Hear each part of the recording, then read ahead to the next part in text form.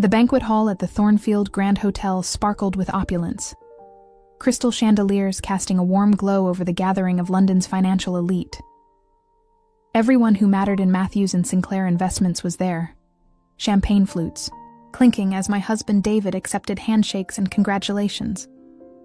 After 7 years of brutal hours and sacrificed weekends, he'd finally made partner. I stood near the dessert table, straightening the place cards I'd meticulously arranged earlier that afternoon. "Emma, darling, could you fetch more napkins?" "From the kitchen?" Margaret, my mother-in-law, breezed past in her crimson Valentino dress, not waiting for my response. She'd been asking me to run errands all evening, each request pulling me further from David's spotlight. Not that I minded. This was his moment, after all. I wore a simple navy dress from Marks & Spencer, nothing extravagant, just enough to blend in respectfully. The pearls at my neck were a gift from David on our 5th anniversary, the only luxury I allowed myself tonight. Everything about this evening had been meticulously planned over the past month, from the hand-calligraphed menus to the string quartet playing softly in the corner. I'd spent weeks ensuring this night would be perfect for him, while keeping myself firmly in the background. "There you are." Lisa, David's colleague from accounting, found me arranging a tray of petit fours. "David's been looking for you. His speech is coming up soon."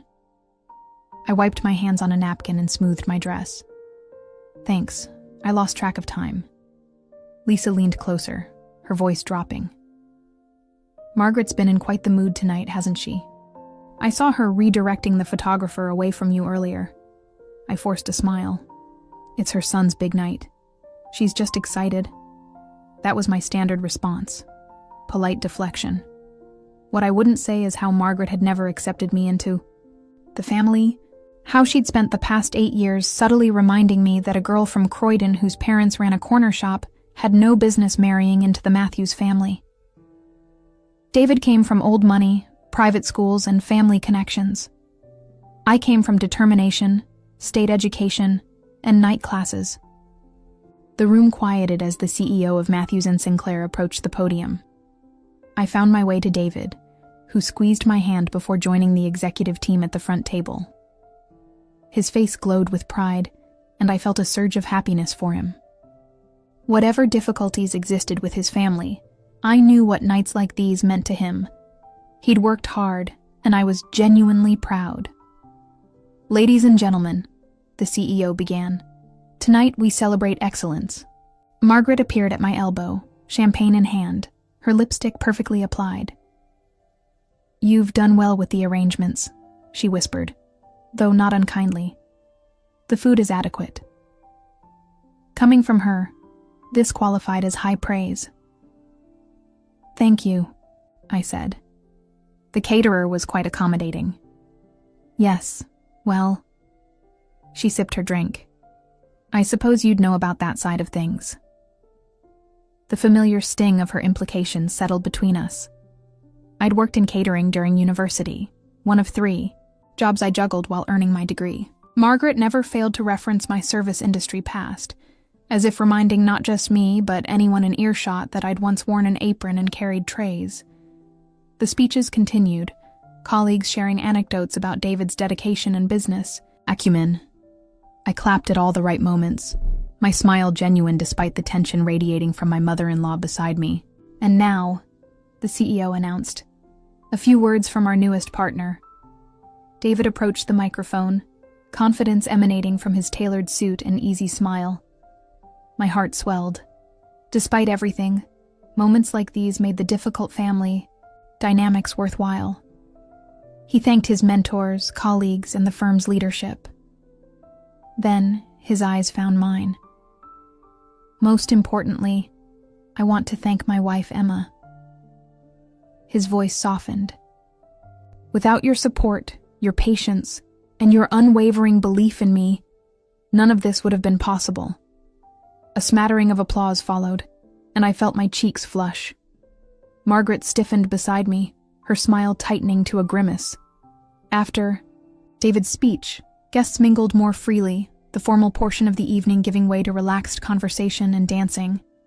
I circulated, ensuring everyone had what they needed, occasionally stopping to accept congratulations on David's behalf.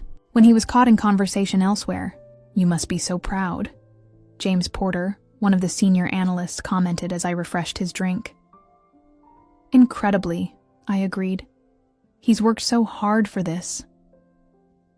"You both have," he corrected kindly. "Everyone knows you're the backbone of that household." I thanked him, uncomfortable with the praise but touched nonetheless. As he moved away, I noticed Margaret watching us, something calculating in her expression. She'd been hovering near the microphone all evening, occasionally whispering to the event coordinator.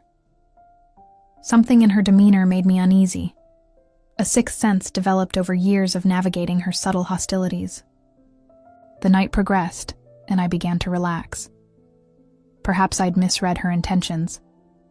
Perhaps tonight, of all nights, she would restrain herself, for her son's sake, if not for mine. Then came the moment for the final toast. The CEO called for attention, raising his glass to David once more. "To our newest partner, and to many prosperous years ahead." "Here, here," the crowd responded. As glasses lowered, Margaret moved with surprising swiftness for a woman in her 60s. She tapped the microphone, her diamond bracelet catching the light as she gestured for attention. "If I might add something," she said, her voice carrying that particular aristocratic lilt that had intimidated me when David first brought me home. "As David's mother, I'd like to express how proud our family is tonight." The room quieted respectfully. David looked surprised but pleased, raising his glass to his mother. "My son has always been destined for greatness," she continued, her smile warm as she looked at him. Then her gaze shifted to me, and the temperature in her eyes dropped several degrees. "And he's been fortunate in so many ways." I recognized the preamble, felt the familiar dread building. David was too far away, caught behind several tables, unable to intervene even if he sensed what was coming. "Of course," Margaret's voice rang through the speakers, suddenly cheerful but laced with venom. "Some of us have been more fortunate than others," she laughed lightly. "She's only with my son because he's successful. She's just a dishwasher after all." The room burst into uncomfortable laughter. Some guests looked confused, others embarrassed. A few, those who knew Margaret best, appeared resigned, as if they'd expected something like this eventually. My heart sank, and my vision blurred with humiliation.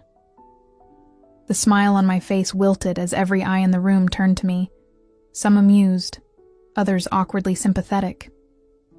David's face had gone rigid with shock and anger, but he was trapped in the crowd, too far to reach me or the microphone. I stood there frozen, feeling the weight of years of subtle barbs crystallized into this single public moment of cruelty. The perfect night I'd worked so hard to create for my husband, now tainted by the most blatant expression of what his mother had always thought of me. The room's uncomfortable silence felt like a physical weight on my shoulders. Across the banquet hall, David was pushing through the crowd, his face a storm of emotions. But before he could reach the microphone, I took a deep breath and straightened my spine. Margaret's words hung in the air. Just a dishwasher. But they weren't entirely untrue. What no one in this glittering room understood was that I had never hidden my past. I simply hadn't worn it like a badge for everyone to inspect. Yes, I had washed dishes.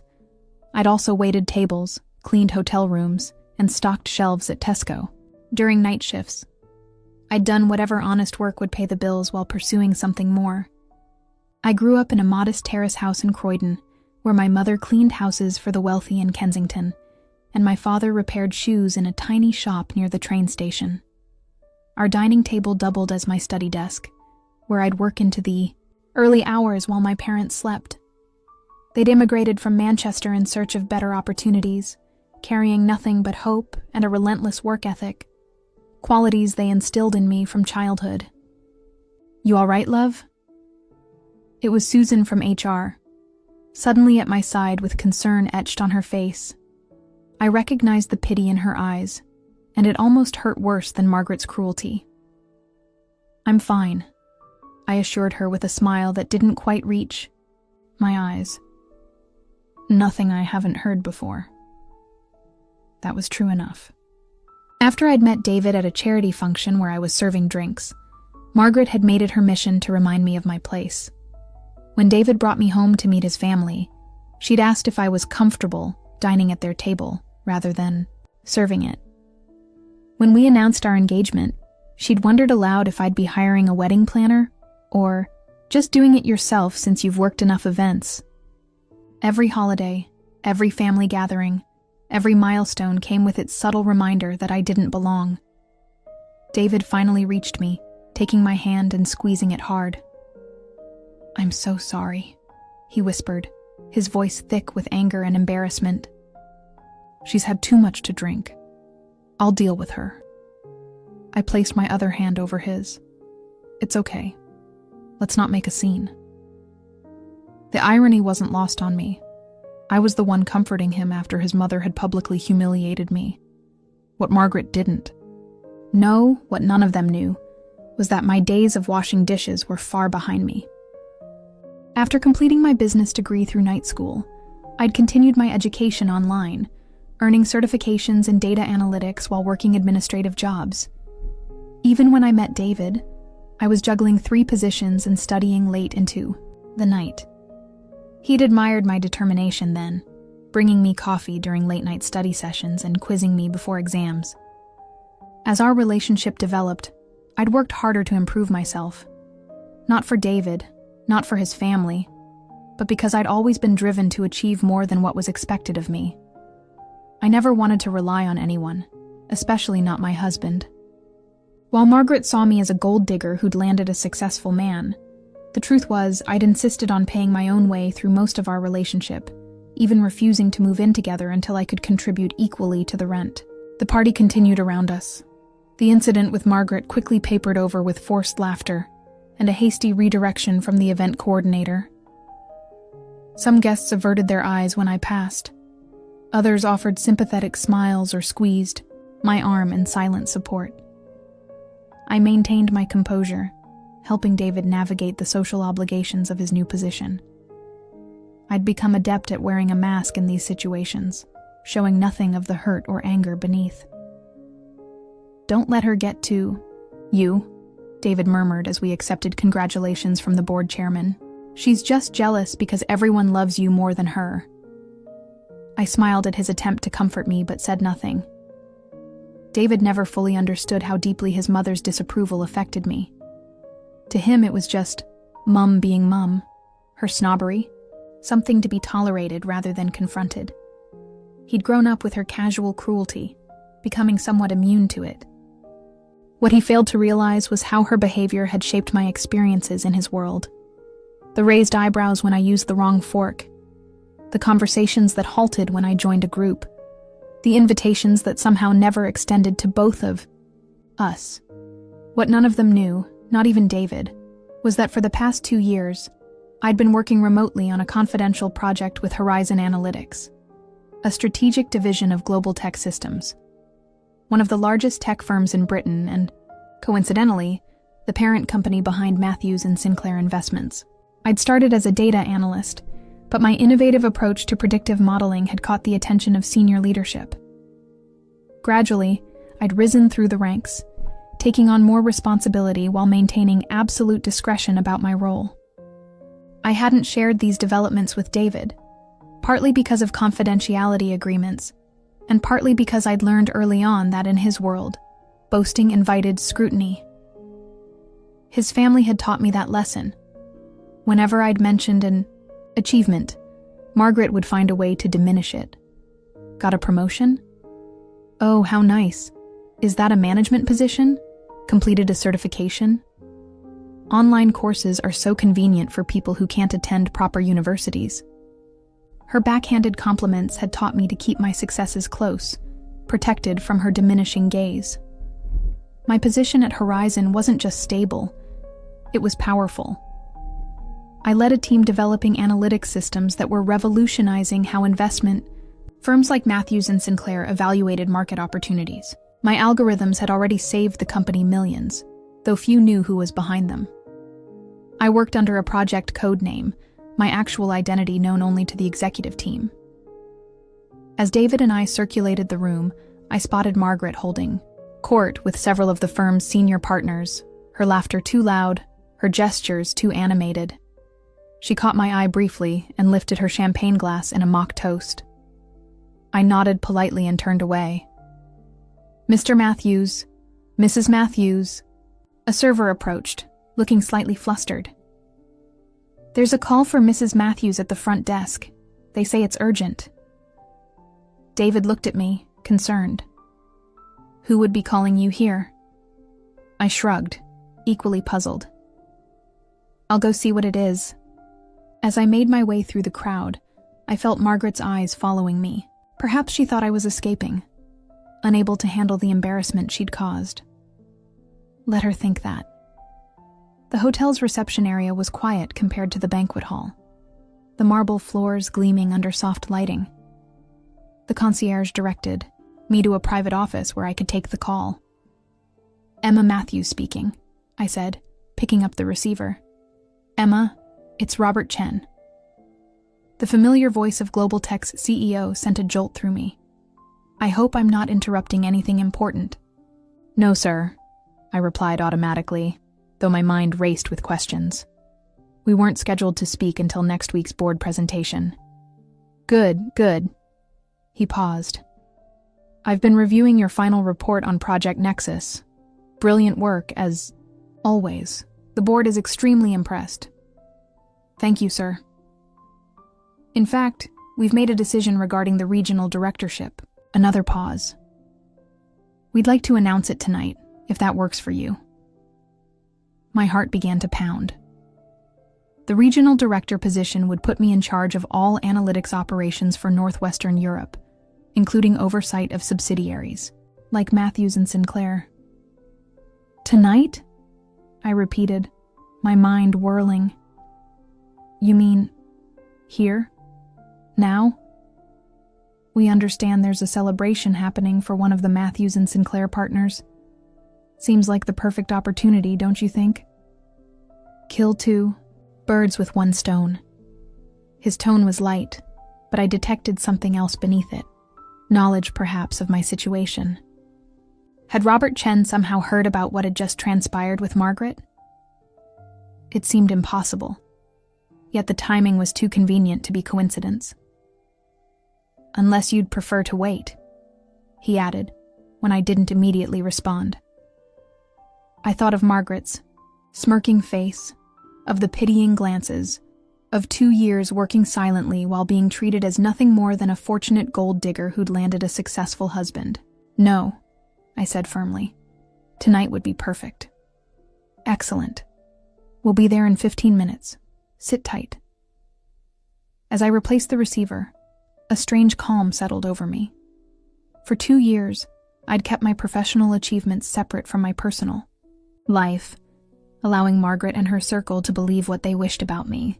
Tonight, those worlds were about to collide in a way I could never have anticipated. I returned to the banquet hall, where David immediately approached me. "Everything okay?" he asked, concern etched on his face. I smiled, a genuine smile for the first time that evening. "Everything's fine. Better than fine, actually." "Who was calling?" "You'll find out soon enough," I said, squeezing his hand. "Let's get back to your celebration." I felt a curious lightness as we rejoined the party. Margaret was still holding court, her voice carrying across the room as she regaled her audience with some anecdote about David's childhood achievements. She didn't notice me watching her, didn't see the anticipation building inside me. For years, I'd absorbed her contempt quietly, telling myself that confrontation would only make things worse. I'd believed that proving myself through hard work would eventually earn her respect, but tonight had shown me the futility of that approach. Some people would never see your worth, no matter how brightly it shone. As I accepted a fresh glass of champagne from a passing server, I allowed myself a small smile. In just a few minutes, everything would change. My position wasn't just about to be revealed. It was about to completely upend the power dynamics that had defined my relationship with the Matthews family for 8 long years. I checked my watch discreetly. 12 minutes had passed since Robert's call. David was deep in conversation with his new fellow partners, graciously accepting their congratulations while Margaret hovered nearby, basking in reflected glory. The champagne in my glass remained untouched as anticipation fluttered in my stomach. "Are you really all right?" Lisa appeared at my side again, her voice low. What Margaret said was completely out of line. Everyone knows it. I smiled at her, genuine concern. Lisa had always been kind to me, one of the few at Matthews and Sinclair who treated me as more than an accessory to David's life. "I'm fine," I assured her. "Better than fine, actually." She raised an eyebrow. "You've got a look about you, like you're waiting for something." Before I could respond, the heavy double doors of the ballroom swung open. The conversation nearby faltered as heads turned toward the entrance. Robert Chen stepped in, impeccably dressed in a charcoal suit, flanked by Natalie Winters, Global Tech's Chief Operating Officer, and James Harrington, their head of European operations. A ripple of murmurs spread through the crowd. Global Tech executives rarely appeared at subsidiary functions, especially unannounced. David caught my eye across the room, his expression questioning. I gave him a small shrug, pretending to be as surprised as everyone else. Margaret straightened her posture, smoothing her designer dress with manicured hands. As a board member's wife, she prided herself on knowing everyone who mattered in the company. And these 3 definitely mattered. Robert scanned the room, before his gaze settled directly on me. With confident strides, he cut through the crowd, which parted instinctively before him. I remained rooted to the spot, my heart hammering against my ribs. "Mrs. Matthews," he greeted me warmly, extending his hand. "Wonderful to see you in person at last." The puzzled looks from those nearby were almost comical. Lisa beside me had gone completely still, her champagne flute frozen halfway to her lips. "Mr. Chen," I returned, accepting his handshake. "I wasn't expecting you quite so soon." He smiled. "We wrapped up our meeting earlier than anticipated." Turning slightly, he gestured to his colleagues. "I believe you've spoken with Natalie and James on conference calls, but I don't think you've met in person." "Emma," Natalie stepped forward, clasping my hand in both of hers. "Finally. Your voice has been in my ear for 2 years. It's good to put a face to it." James followed suit, the woman behind Project Nexus. "I was beginning to think you were just a very sophisticated AI." Laughter bubbled from my lips, partly from genuine amusement and partly from the surreal nature of this collision of worlds. Around us, a circle of silence had formed, expanding outward as more guests realized something significant was happening. David approached cautiously, his professional smile firmly in place despite the confusion in his eyes. "Robert, what a surprise," he said, extending his hand. "We weren't expecting Global Tech representation tonight." "David," Robert acknowledged with a nod. "Congratulations on your promotion. Well deserved, I'm sure." "Thank you," David replied, his gaze flicking between Robert and me. "I see you've met my wife." A curious expression crossed Robert's face. "Met her?" "Emma's been the driving force behind our most successful analytics initiative for the past 2 years. David blinked. "I'm sorry, what?" By now, a hush had fallen over the entire ballroom. Even the string quartet had stopped playing, the musicians sensing the tension in the air. From the corner of my eye, I could see Margaret pushing through the crowd, her face a mask of polite interest that couldn't quite hide her confusion. Robert seemed to notice the audience we'd attracted. With a slight smile, he moved toward the podium, gesturing for the microphone. The event coordinator hastily switched it on, her eyes wide with curiosity. "Ladies and gentlemen," Robert's voice rang out across the suddenly silent room.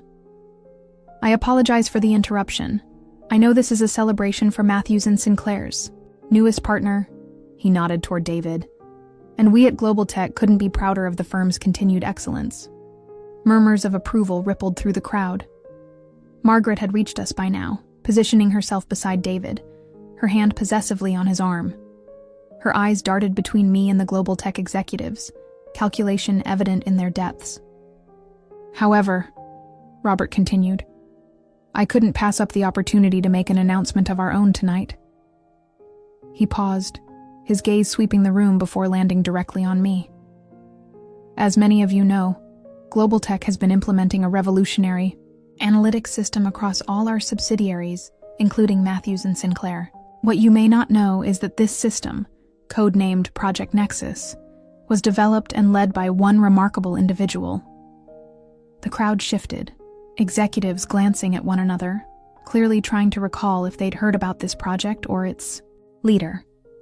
For the past 2 years, this person has worked behind the scenes, transforming how we analyze market data and helping Matthews and Sinclair achieve the record profits you've all been celebrating. Another pause. "Ladies and gentlemen, please meet your new regional director, your new boss."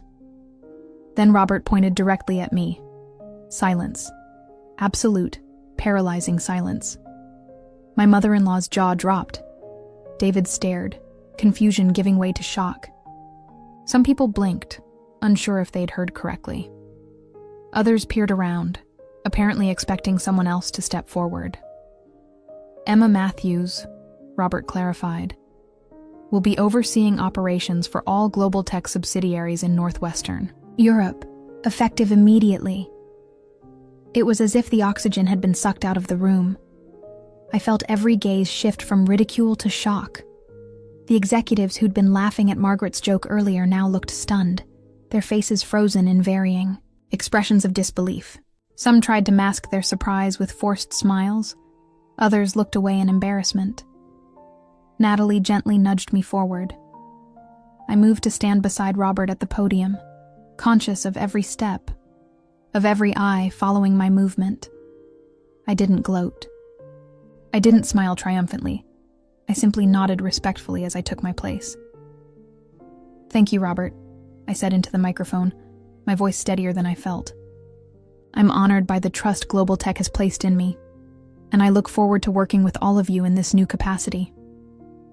The silence broke as James began to applaud, followed quickly by Natalie and Robert. Gradually, hesitantly, others joined, in the sound swelling to fill the ballroom. It was polite applause, tinged with uncertainty. These people were still processing what this meant for them, for the company hierarchy they'd understood until moments ago. Through the crowd, I found Margaret's face. She stood rigidly beside David, her complexion ashen, her lips pressed into a thin line. For once, she had nothing to say, no cutting remark or backhanded compliment ready.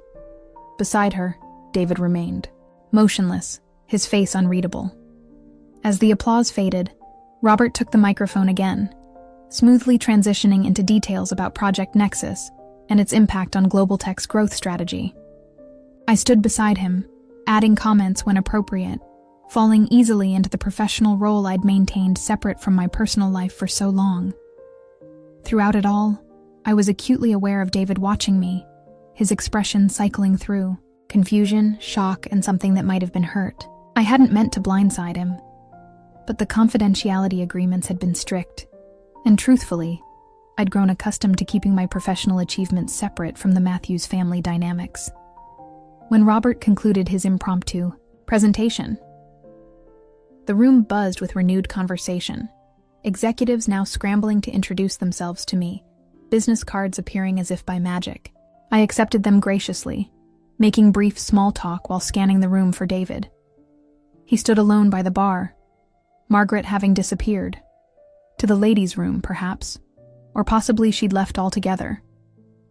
I excused myself from a particularly eager investment manager and made my way to my husband.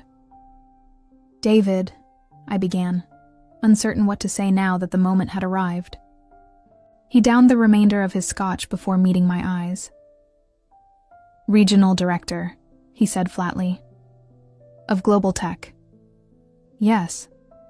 Which means you're now overseeing Matthews and Sinclair, among other subsidiaries," I finished quietly. He nodded slowly, processing. "And you didn't tell me because confidentiality agreements initially," I explained. "And then it just became easier not to say anything, especially around your family." A flash of understanding crossed his face, followed by a grimace. "My mother. It's not just her," I said quickly, though we both knew that wasn't entirely true. "I wanted to succeed on my own merits, not because of any connection to you or your family." He was silent for a long moment, various emotions playing across his features. Finally, he gave a short laugh devoid of humor. "The irony is incredible. All this time she's been treating you like some sort of... And now you're... I never set out to prove anything to her," I said softly. "I did this for me." David ran a hand through his hair, disheveling the careful styling. "I know. That's who you are. It's why I..." He broke off, glancing around at the crowded room. "We should talk about this later, in private." I nodded, understanding his need to process this massive shift. Tonight had been meant to celebrate his achievement, his moment in the spotlight. Instead, it had transformed into something neither of us had anticipated. "Mr. and Mrs. Matthews," Robert approached, champagne in hand. "I hope I'm not interrupting." "Not at all," David replied smoothly, years of corporate training kicking in. "I was just congratulating my wife on her well-deserved promotion." Robert beamed. "Emma's been an incredible asset to Global Tech. We're lucky to have her." "Yes," David agreed, his eyes meeting mine briefly. "We are." The evening continued in a surreal haze, the celebration now serving dual purposes.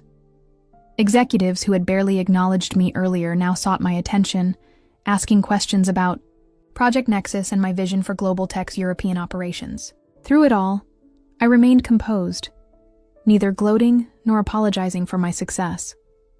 Margaret didn't reappear. According to one of David's colleagues, she'd claimed a sudden migraine and taken a taxi home. I couldn't blame her. The public revelation of my position had transformed her cutting joke from a momentary cruelty to a catastrophic miscalculation. In one evening, she'd gone from mocking the dishwasher to being forced to reckon with the fact that her son's wife now outranked not only him, but the entire Matthews family in the corporate hierarchy they so valued. As the night drew to a close, I found myself standing beside Lisa once more.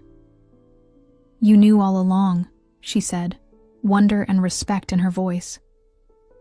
"All these years, listening to those people." She shook her head. "Not all along," I corrected gently.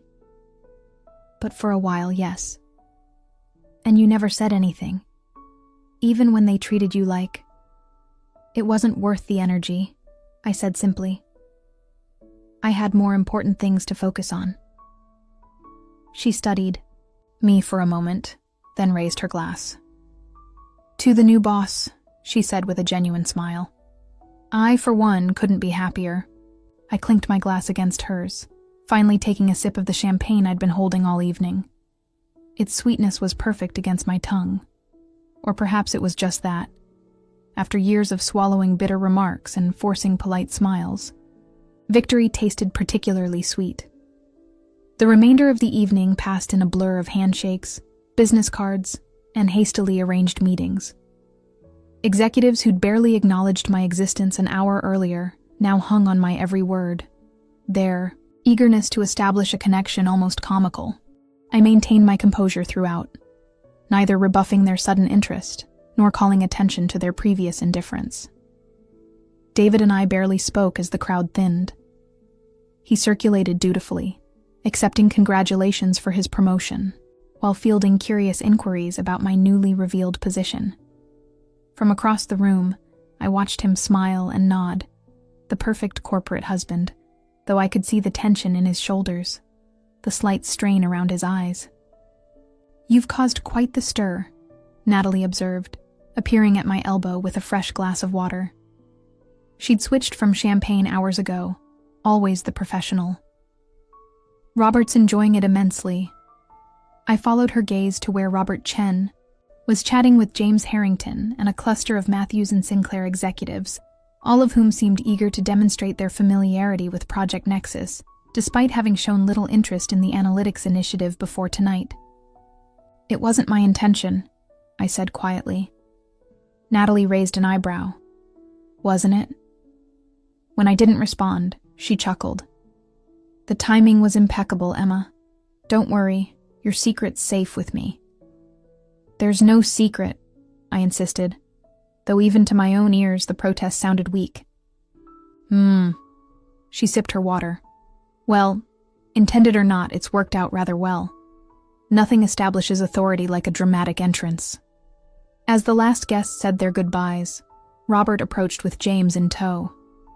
"Emma, we need to head back to the office to prepare for tomorrow's calls with Tokyo. The car's waiting whenever you're ready."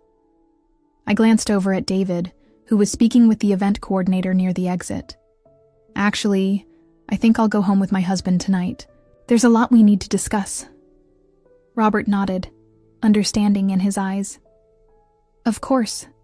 Take the morning if you need it, though I expect you at the Stockholm briefing at 1. "I'll be there," I promised.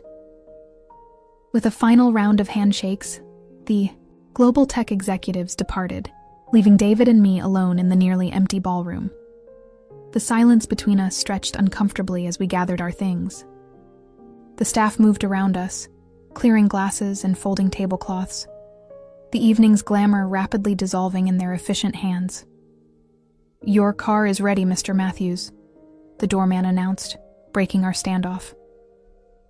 The drive home was tense, the hum of the engine filling the space where conversation should have been.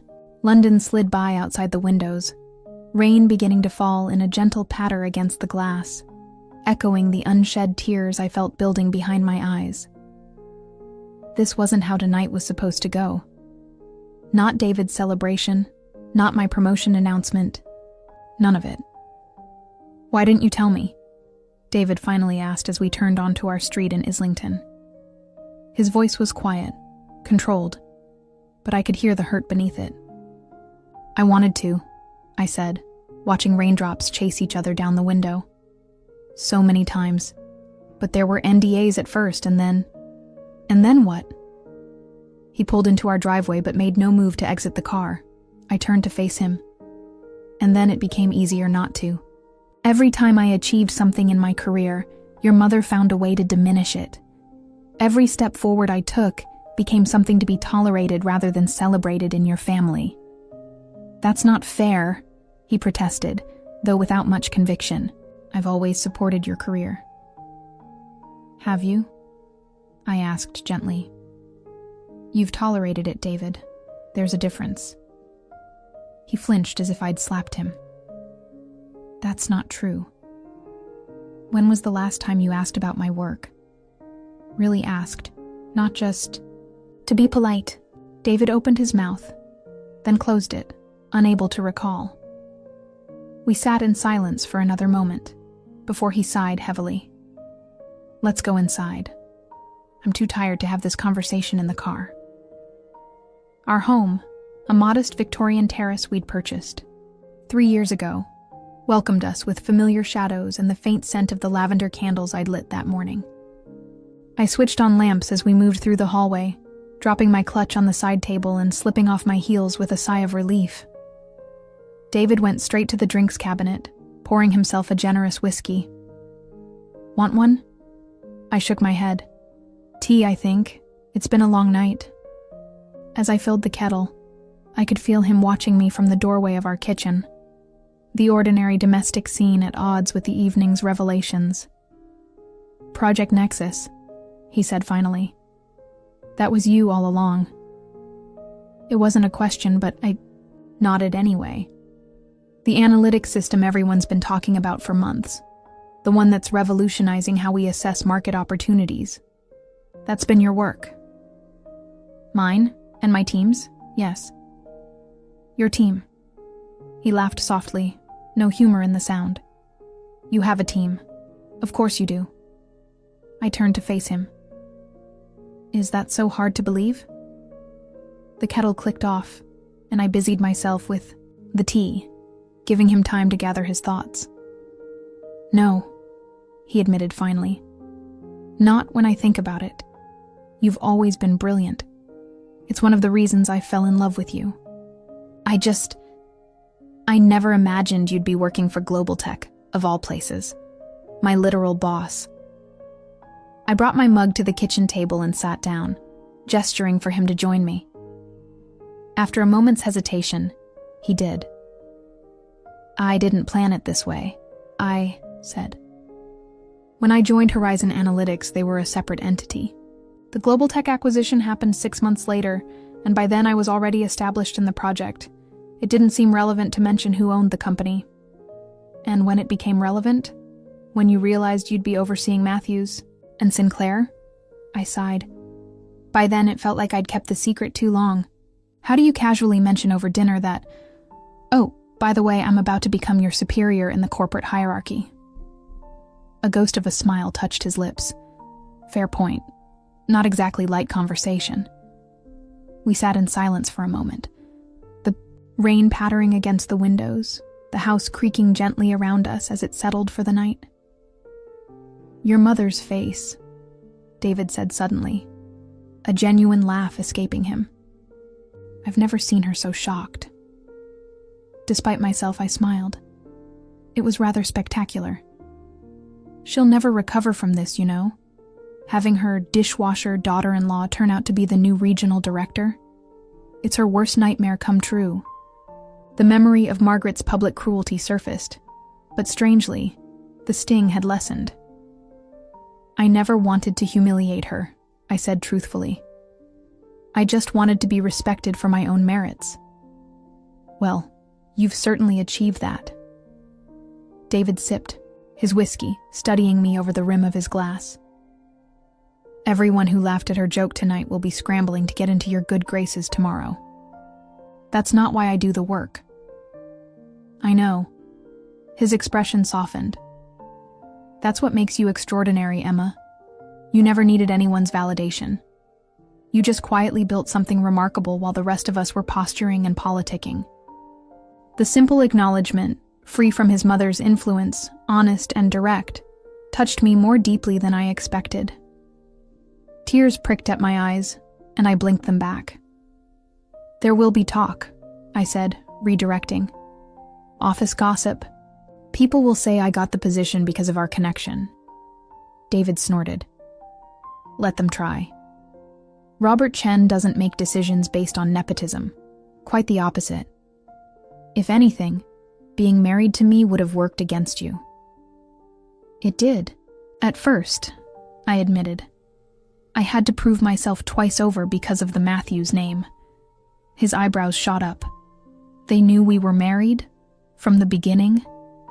Human Resources knew. It had to be disclosed for compliance reasons. Robert found out about 3 months into the project when he reviewed the team backgrounds. I smiled at the memory. He called me into his office and told me that if I was half as talented as my preliminary work suggested, my marital connections wouldn't matter. But if I wasn't, they wouldn't save me either. And clearly, you were more than talented enough. Pride crept into his voice. Genuine pride, not the polite acknowledgement I'd grown accustomed to. Outside, the rain intensified, drumming against the roof in a comforting rhythm. The kitchen clock ticked past midnight, officially ending both, the day of David's promotion and the day of my unexpected revelation. What happens now? He asked, voicing the question that hung between us. Professionally, I'll be splitting my time between Global Tech headquarters and the subsidiary offices, including Matthews and Sinclair. There will be some adjustments to the reporting structure. You mean I'll be reporting to you through my division head? I nodded slowly. Essentially, yes. And personally, what happens to us, Emma? The vulnerability in his question caught me off guard. For all our years together, David had always been the confident one, the established professional with the pedigreed background. Seeing him uncertain, looking to me for reassurance, shifted something fundamental between us. "Nothing changes," I said, reaching across the table to take his hand. "Unless you want it to." He entwined his fingers with mine, his wedding band cool against my skin. "I don't want things to change, I mean. But they will, won't they? They already have." I couldn't deny it. Tonight had altered the landscape of our marriage in ways we'd only begin to understand in the coming days and weeks. "We'll figure it out," I promised. "Together." David nodded, exhaustion finally claiming him as the adrenaline of the evening faded. "Together," he echoed, squeezing my hand. "But first, sleep. Tomorrow's going to be interesting." As we prepared for bed, moving around each other in the familiar dance of our nighttime routine, I felt a curious mix of emotions. Relief that the secret was finally out. Anxiety about what the revelation would mean for us professionally and personally. And underneath it all, a quiet satisfaction that for once, perhaps the only time in our relationship, I had stepped fully into my own power, not as David Matthews, wife, but as Emma Matthews, Regional Director of Global Tech Systems. Whatever came next, I would face it on my own terms. The days following the revelation were a whirlwind of activity. My phone buzzed constantly with congratulatory messages, meeting requests, and the occasional awkward note from someone who'd witnessed Margaret's ill-timed joke. I woke before dawn each morning to review briefing documents, spending hours on conference calls with team leaders across Europe before heading to the global tech offices in Canary Wharf. David and I established a careful routine, traveling to work separately and maintaining absolute professionalism in any setting where our paths crossed professionally. At home, we debriefed over late dinners, navigating our new dynamic with cautious optimism. He seemed genuinely interested in Project Nexus now that the secret was out, asking thoughtful questions about the analytics system that had consumed so much of my time over the past 2 years. The quarterly projections for the Nordic expansion look promising, he mentioned one evening as we shared takeaway Thai food in our kitchen. "Your team's market analysis gave us the confidence to move forward." I nodded, pleased but careful, not to blur the lines between our personal and professional lives. The data supported the investment. The board made the right call. A week after the promotion party, an email from Margaret appeared in my inbox. The subject line read simply, "Lunch?" No message, just that single word hovering like a challenge. I stared at it for a long moment before accepting the invitation, suggesting a quiet restaurant in Mayfair, where we'd be unlikely to encounter anyone from either of our professional circles. "Are you sure about this?" David asked when I told him. "You don't owe her anything, Emma. Certainly not after what she said." "I know," I replied, folding laundry with perhaps more precision than necessary. "But she's your mother. And whatever happens between us professionally, that hasn't changed." He studied me with a mixture of admiration and concern. "Just be careful. Mum doesn't handle humiliation well. Never has." The restaurant was elegant but understated, all muted colors and discreet service. I arrived 5 minutes early to find Margaret already seated, a glass of white wine before her. She wore a Burberry trench coat over a simple black dress, her hair immaculately styled, her makeup flawless, armor for what she clearly anticipated would be a difficult encounter. "Emma," she greeted me, neither rising nor offering her cheek, for the customary kiss. "Thank you for coming." I slid into the seat across from her. "Margaret, you're looking well." A server appeared to take my drink order. Sparkling water, no alcohol. I needed my wits about me for this conversation. "Shall we dispense with the pleasantries?" Margaret suggested once we were alone again. "We both know why we're here." "Actually, I don't," I replied honestly. "Your email wasn't particularly informative." She took a measured sip of her wine. I suppose I deserved that. Very well. I invited you to lunch to clear the air. I raised an eyebrow but said nothing, waiting for her to continue. What I said at David's party was inappropriate, she admitted, the words clearly costing her. I'd had too much champagne, and I spoke without thinking. It wasn't quite an apology, but from Margaret, it was unprecedented. I nodded slowly. I appreciate you acknowledging that. However, she continued, her gaze sharpening, you must admit that withholding your position at Global Tech was rather calculated, especially given your new authority over my son's company. And there it was, the real reason for this lunch. Not apology, but accusation. Not reconciliation, but reconnaissance. My professional discretion was required by confidentiality agreements, I explained calmly. And later, by sensible business practice. Surely someone with your experience in corporate circles understands that. Our starters arrived. Salmon tartare for Margaret, a simple salad for me. We paused while the server arranged the dishes, the interruption a welcome respite from the tension. What I understand, Margaret said once we were alone again, is that families shouldn't keep secrets from each other. David was blindsided, Emma, his own wife, working behind the scenes at his parent company for years. How do you think that made him feel? I set down my fork. David and I have discussed this privately. I don't think our marriage is an appropriate topic for this lunch. Margaret's lips thinned. His career has been his life's focus. Now he finds himself reporting to his wife. Do you have any idea how that looks to his colleagues? The whispers have already started. What whispers would those be? I asked, though I could guess. That he knew all along. That he used his connection to you to secure his partnership. She leaned forward slightly. Or worse, that you used your position to influence his promotion. I felt a flare of anger, but kept my expression neutral. Neither scenario is true, as you well know. David earned his partnership through years of dedicated work, and I earned my directorship through my own merit. Perhaps, but perception matters. In our world, Emma, surely your time washing dishes taught you that much. Appearances can overshadow reality. The barb was deliberate, testing whether my new position had made me too proud to be baited. I smiled thinly. What an interesting perspective.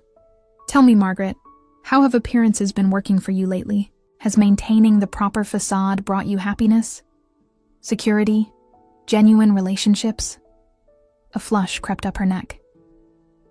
Don't presume to psychoanalyze me. You know nothing about my life. Just as you know nothing about mine, I countered quietly. Despite 8 years of family dinners and holidays, you never once asked about my work, my real work, not the student jobs you so enjoy referencing. You decided who I was the moment David brought me home, and you've never bothered to look beyond that initial judgment. Margaret pushed her plate away, appetite apparently gone. Is that what this is about? Revenge for not making you feel sufficiently welcome in the family? I shook my head, suddenly tired of the whole performance. No, Margaret. That's what you don't understand. This was never about you, or even about David. My career has been about my own aspirations, my own abilities. The fact that it's collided with your family's business is coincidence. An awkward one, perhaps, but coincidence nonetheless. She studied me for a long moment, searching for deception or hidden agenda. Finding none, her shoulders slumped slightly. What do you want from me, Emma? She asked, her voice softer than I'd ever heard it. The question surprised me. Want from you? Yes. Now that you have the upper hand, what do you expect? A public apology? My withdrawal from company events? What price must I pay for years of misunderstanding you? I considered her words carefully. Despite everything, there was something almost vulnerable in her question. A genuine uncertainty about where we stood now that the power dynamic had shifted so dramatically. I don't want anything from you, Margaret. I said finally. I never did. All I ever wanted was to be judged on my own merits, not as an extension of David or a reflection on your family. And now? She pressed. Now that you quite literally hold power over the company my husband built. Now, nothing changes. I'll continue to make decisions based on data and strategic value, not personal connections or history. Matthews and Sinclair will be evaluated by the same metrics as any other global tech subsidiary. You expect me to believe that our difficult relationship won't color your professional judgment? I met her gaze directly. Yes, Margaret, I do. Because unlike some people, I don't confuse personal feelings with professional responsibilities. The barb landed, but instead of the anger I expected, something like respect flickered in her eyes. She reached for her wine glass, considering me over its rim. You're not at all what I thought you were, she said finally. No, I agreed. I'm not. The remainder of lunch passed in surprisingly civil conversation. We didn't become friends.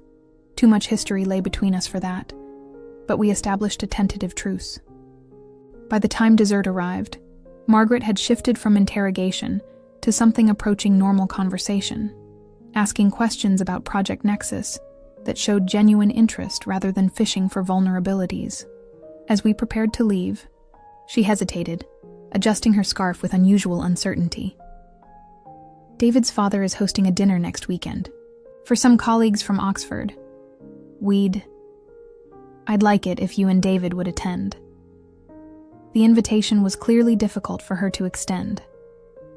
I nodded, accepting the olive branch for what it was. Text me the details. We'll check our calendars. Outside the restaurant, as we waited for our respective cars, Margaret surprised me by offering her hand. This doesn't mean I approve of how you handled things, she clarified as we shook. But perhaps I misjudged your qualifications. It was as close to an apology as I was likely to get. I accepted it with a nod, watching as she slid into her waiting Mercedes and disappeared into London traffic. The weeks that followed brought further adjustments. At work, I established clear boundaries, delegating any decisions directly involving Matthews and Sinclair to my deputy directors to avoid potential conflicts of interest. At home, David and I continued to navigate our new reality, finding our way toward a more equal partnership than we'd ever had before. Johnson from legal asked if you'd be attending the charity gala. David mentioned one evening as we prepared dinner together. I think he's terrified of making a wrong move with the new boss's husband. I laughed, stirring the risotto I was making. Poor Johnson. Tell him I'll be there, but strictly as your +1. No shop talk allowed. And how will anyone know when Emma, my wife, ends and Director Matthews begins? He teased, though I detected a hint of genuine question beneath the humor. I considered this as I added more stock to the pan. I'm still figuring that out myself, I admitted. But I think people will understand the distinction if we maintain it consistently. He nodded, accepting this. And my mother? How are you managing that particular complication? I shared an edited version of our lunch conversation, emphasizing the tentative truce rather than the initial hostility. She's adjusting, I concluded diplomatically. David snorted. That's one way of putting it. Dad says she's been uncharacteristically quiet at their social gatherings. Apparently, several of her friends have connections to global tech subsidiaries, and they've been asking about you. I winced. That can't be comfortable for her. Maybe not, he agreed, setting plates on our small kitchen table. But it might be good for her to experience being on the other side of the power dynamic for once. As summer turned to autumn, the initial shock and awkwardness of my revelation gradually faded into the new normal. Project Nexus expanded into global tech's Asian markets, requiring frequent trips to Singapore and Tokyo. David's partnership responsibilities grew similarly, taking him to New York and Frankfurt for weeks at a time. We adapted, building our relationship on a foundation of mutual respect that had perhaps been missing before. When we were together, we made the most of our time, exploring London's hidden corners on rare shared weekends, rediscovering what had drawn us to each other in the first place. And if whispers followed us at corporate functions, if eyebrows raised when both Matthews appeared at company events, we learned to ignore them. What mattered wasn't what others thought of our unconventional situation, but how we navigated it, together. As for Margaret, she never again made a public comment about my background.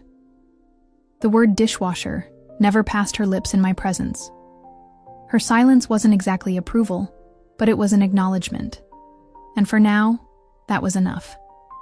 1 year after that fateful night at the Thornfield Grand Hotel, I stood once again in a ballroom, not the same one, but similar in its opulence. The annual Global Tech Leadership Summit had taken over the Dorchester Hotel, bringing together executives from every division and subsidiary for 3 days of strategy sessions and networking events. As the host of this year's gala dinner, I'd spent weeks ensuring every detail was perfect, from the sustainable farm-to-table menu to the carbon-neutral transportation arrangements for international attendees. Nervous? Natalie appeared at my side, resplendent in a midnight blue gown that complemented her silver hair. I smoothed the front of my own dress, a deep emerald silk that I'd actually allowed myself to splurge on, rather than reaching for the safe navy blue I'd favored for so long. Not nervous, I replied, just reflective. She followed my gaze to where David stood chatting with Robert Chen and several board members, looking perfectly at ease. In the year since my promotion, he'd grown into his partnership role admirably, establishing himself as an innovative leader in his own right. We'd both worked hard to ensure that neither of our careers overshadowed the others. A delicate balance, but one we'd managed to maintain. 1 year, Natalie mused. Quite the journey, indeed. I accepted a glass of champagne from a passing server, allowing myself this small indulgence before my speech. Though some parts have been easier than others. My eyes drifted to another corner of the room, where Margaret stood with her husband, Charles, engaged in conversation with the CEO of another global tech subsidiary. She looked elegant as always, but there was a new restraint in her demeanor when we were in the same room, a caution that had replaced her previous dismissiveness. Our relationship remained complex. The truce established at that first lunch had held, evolving into a careful civility that occasionally, in unguarded moments, verged on genuine respect. She'd never apologized directly for years of subtle cruelty, but she'd stopped making snide remarks about my background. In return, I'd made sure that Matthews and Sinclair received fair treatment in all global tech decisions, never allowing personal history to influence professional judgment. Ladies and gentlemen, the MC announced from the podium, please take your seats. Dinner will be served shortly, after which our regional director, Emma Matthews, will deliver this evening's keynote address. My stomach fluttered slightly, not from fear of public speaking, which had become routine in my new role, but from awareness of what I planned to share tonight. After months of consideration, I'd decided to use this platform to tell my story, not as a triumph over adversity or revenge against those who doubted me, but as an illustration of how invisible barriers in corporate culture could keep valuable talent hidden in plain sight. The dinner portion of the evening passed pleasantly. I circulated among the tables between courses, exchanging brief words, with team leaders from across Europe, careful to give equal time to each division. At the head table, I sat between Robert and the chairman of Global Tech's board, discussing the upcoming quarter's projections while mentally reviewing the key points of my speech. Finally, the dessert plates were cleared, and Robert approached the podium to introduce me. His words were generous, highlighting Project Nexus's success and my leadership in expanding Global Tech's analytics capabilities across new markets. And so, he concluded, it gives me great pleasure to introduce our keynote speaker, the architect of our most successful technological initiative, and the woman responsible for our record growth in European markets, Emma Matthews. Applause filled the ballroom as I took my place at the podium. the familiar weight of 300 pairs of eyes upon me. I waited for the sound to fade before beginning. Thank you, Robert, for that kind introduction. And thank you all for being here. Tonight, I paused, letting my gaze travel across the room, taking in the faces of colleagues, competitors, and family. 1 year ago, I stood in a ballroom not unlike this one, though under very different circumstances. A ripple of recognition passed through those who had been present at David's promotion party. I saw Margaret stiffen slightly in her seat, but I continued without dwelling on the memory. Tonight, I want to speak not just about Project Nexus or quarterly projections, but about perception. How what we believe we see shapes the opportunities we offer, the talent we recognize, and ultimately, the success we achieve.